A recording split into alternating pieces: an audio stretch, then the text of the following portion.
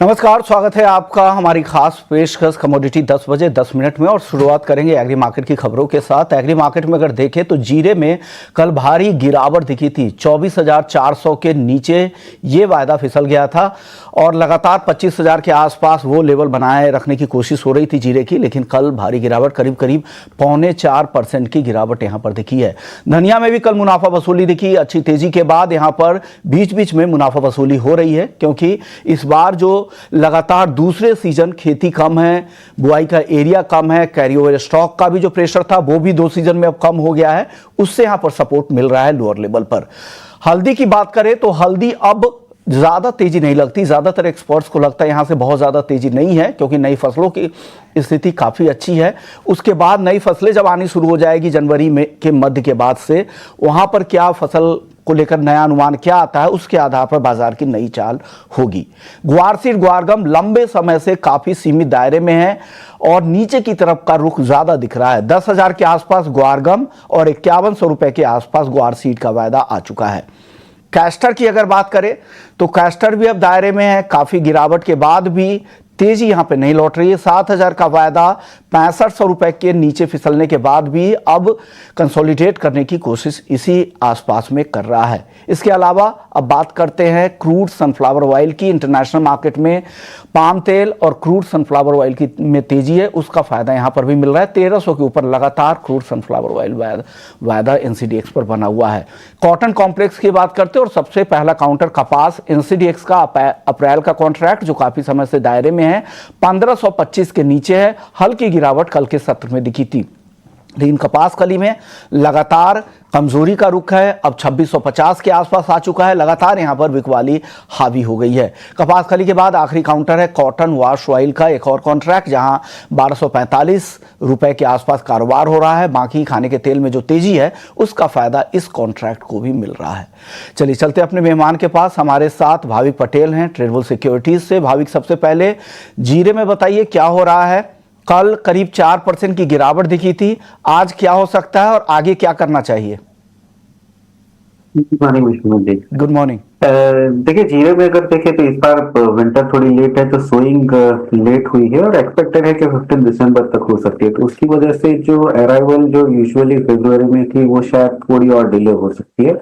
हालांकि कल हमने काफी प्रेशर देखा था, सेलिंग प्रेशर, बट अभी भी आई थिंक जब तक वो सोइंग के फिगर्स नहीं आते तब तक मुझे लग रहा है कि बहुत ज्यादा गिरावट नहीं हो सकती शायद इस बार, क्योंकि लास्ट टाइम के प्राइस कम है तो काफी जो फार्मर्स है वो इसबगुल है उसमें भी स्विंग कर सकते हैं। एंटिसिपेशन है कि इस बार थोड़ी फिगर कमी आएगी, तो मुझे नहीं लग रहा कि यहाँ से और सेलिंग कर सकते हैं। आई थिंक ये 24,000 के करीब जब भी हमने देखा है तो वहां से थोड़ा बाउंस बैक जरूर से आता है। हालांकि 24 से 25 के बीच में अटका हुआ है, तो 24,000 के करीब बाय कर सकते हैं 23,600 के स्टॉप लॉस से, और ऊपर का टारगेट रख सकते हैं 25,000 का।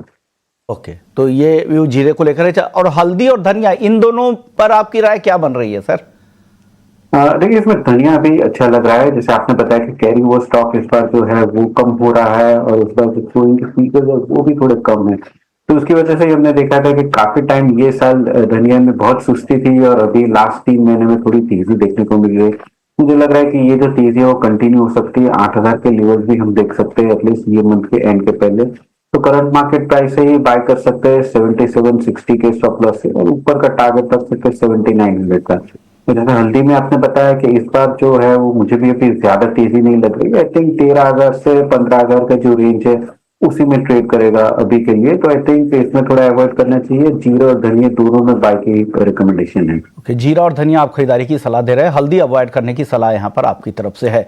ग्वार सीड ग्वारगम काफी समय से सर दायरे में है, कुछ तेजी की उम्मीद या मंदी की संभावना ज्यादा आपको यहाँ पर दिख रही है? अब देखिए, अभी भी मुझे लग रहा है कि आई थिंक 5100 से 5300 की रेंज में ही दायरे में ही ट्रेड करेगा, क्योंकि इस बार डिमांड कम है। बट उस हिसाब से अगर देखें तो भी अराइवल भी फिनिश हो गया है, तो वो भी थोड़ा पॉजिटिव फैक्टर है। बट यहाँ से ज्यादा तेजी नहीं दिखती कोई लग रही है।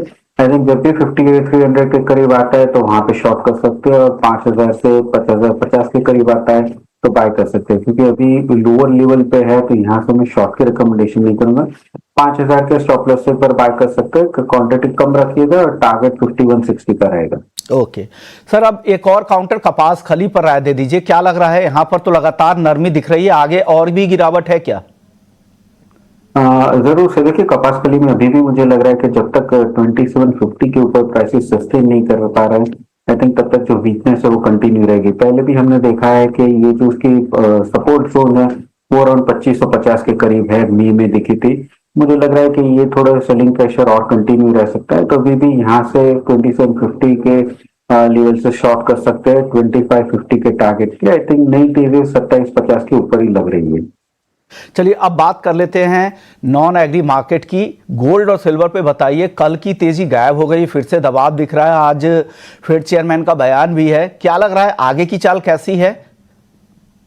देखिए, ये भी काफी डेटा पॉइंट है। फ्राइडे को नॉन फार्म पे पेरोल भी डेटा आने वाले हैं। आज जैसे आपने बताया कि फेड की स्टेटमेंट भी आने वाली है और कई फेड के मेंबर्स की भी स्टेटमेंट है।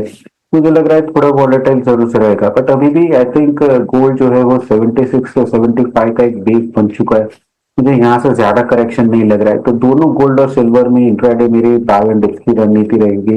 यहाँ पे गोल्ड में फरवरी अराउंड 76,650 के करीब बाय कर सकते हैं 77,100 के टारगेट के लिए, और सिल्वर में भी अगर आज 91,850 के करीब मिलता है तो बाय कर सकते हैं 92,500 के टारगेट के लिए, और 91,500 का स्टॉप लॉस रहेगा।